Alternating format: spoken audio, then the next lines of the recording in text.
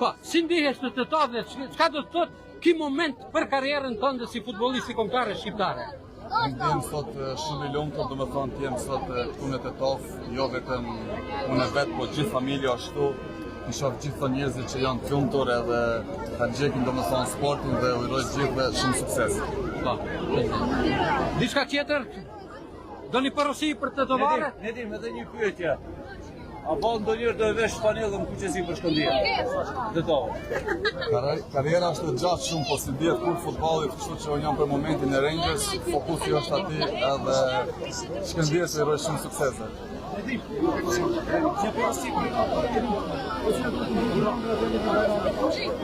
porosi për kryet ju uroj shumë sukses, domethënë atë rrugën e gjatë që e kanë, se me vinë të mek, domethënë nuk e thjeshtë, po duhet me punu shumë, duhet me besu, edhe kur nuk e besu, se në punë nuk është me arrit gjithë gjërat e jetë. Janë besh shpresa që Shqipëria të kualifikohet në botror. I kena edhe 3-4 ndeshje, domethënë si dihet kur futbollit, po ne do hapim maksimumin fush edhe inshallah kualifikohen. Inshallah. Faleminderit.